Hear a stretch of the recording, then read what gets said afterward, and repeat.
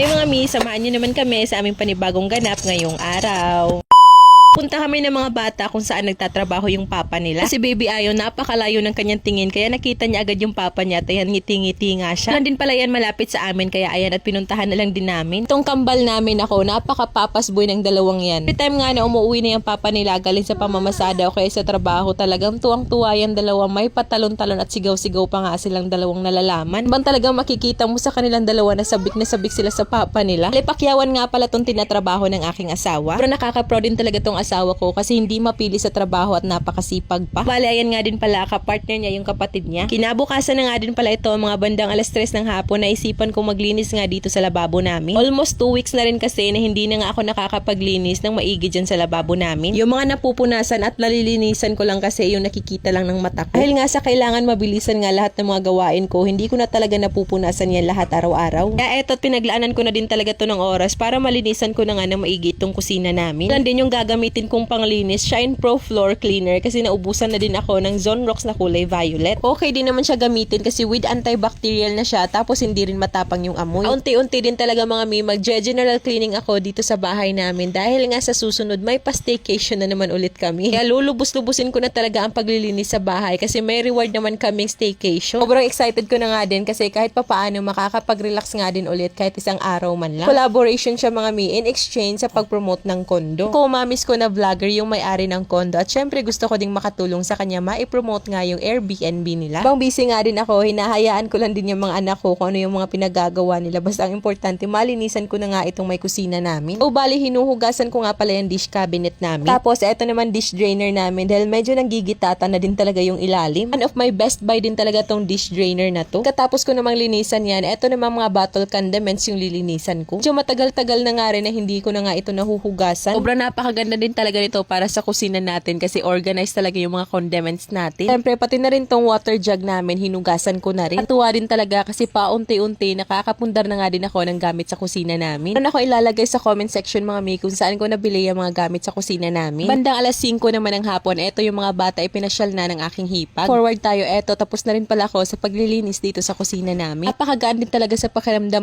kapag alam mong nakapaglinis ka talaga ng mabuti. Nga, dahil ako na lang din talaga mag-isa dito sa bahay dahil nga yung mga bata andun na sa bakanting lote naglalaro. Eto at maglilinis na din talaga ako ng bongga. Habang may nagbabantay pa sa mga bata, ginagrab ko na din talaga yung chance na makapaglinis dito sa bahay. Pero laking ginhawa din talaga sa akin na kada hapon binabantayan ng aking hipag yung mga bata. Eto at magmamap na rin ako sa aming sahig dahil almost 1 week na yata na hindi na ako nakakapagmap. Gustuhan ko din talaga tong floor cleaner ng Shine Pro dahil nakakatanggal talaga siya ng bakat-bakat dyan sa sahig namin. Pakamura lang din yan, 3 pieces for 100 plus lang din. Tapos ko nga din magmap, eto at isinara ko na din itong aming kurtina. Diba, sobrang pagod ko na din talaga sa mga oras na yan pero hindi pwedeng magpahinga kasi hapon na at kailangan na namang mag-isip ko ano yung uulamin para sa hapunan. Diyos ko day. Hindi ko na carry bells pang magluto ng ulam namin kaya naisipan ko magpaluto na lang ng barbecue. Tapos yung kambal naman, ipagluluto ko na lang sila ng lugaw at talagyan ko na lang din ng itlog. Umuwi na rin agad ako at babalikan ko na yung barbecue kapag ka naluto na kasi magsasalang ako nitong lulugawin para sa kambal namin. Una ako magsasalang na lulugawin dito sa induction cooker namin kasi makabilis lang makaluto ng lugaw. Naman sa kanin namin, dito na ako magsasaing dito sa rice cooker namin. Man po sa bill reveal, update ko po kayo siguro po bukas. Ito, inilabas ko na rin itong playmat ng kambal namin kasi magtutupi ako ng mga tupiin namin. Na naman tayo sa pinaka-tinatamad akong gawin pero wala akong choice kasi napakakalat nito tignan sa kwarto namin. Higa na nga din muna ako saglit kasi ang sakit na ng buko-buko ko dahi, ay likod ko dahi, Diyos ko dahi.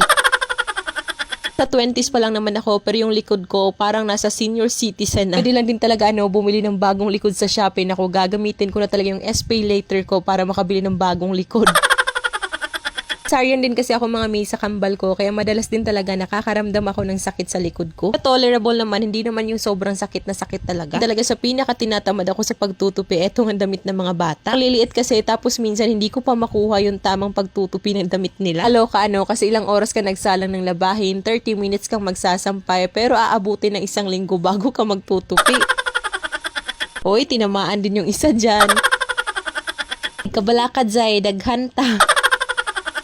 Ay pagkatapos ko magtiklop, naluto na rin tong lugaw ng kambal namin. Yellowish yung kulay niya kasi meron niyang itlog. Pagdating ng asawa ko, niluto niya itong bagong isda. Tapos meron din kaming noodles at barbecue. Kambal nga din pala, una ko na silang napakain. Mga mi at sabayan nyo na rin kaming kumain. Tapos na nga rin pala yung trabaho ng aking asawa sa pakyawan niya. Kaya ayun, pagkatapos naming kumain, bumili siya ng ice cream. Joke ko lang naman siya na bumili ng ice cream. Ayun, at bumili din talaga. Kaya nga lang kasi yung kambal namin nakatulog na. Ito din pala yung request ng mga bata ng flavor ng ice cream. Ang din yung kumakain dyan, wala yung kapatid ng aking asawa kasi ayun, nasa galaan na. Ito rin talaga yung asawa ko mga may, kahit dati pa, kapag ka nakaluwag-luwag siya sa sweldo niya, bumibili talaga ng ice cream para sa amin. Mga ma-share ko na din sa inyo itong mga dating picture ni Ate Megan nung siya'y bata pa, pati na rin kay Kuya Zaiden. Alam, pinakita ko lang sa inyo, gayon, kasi gusto ko lang ipakita, gayon. Haba na din ng minutes ba?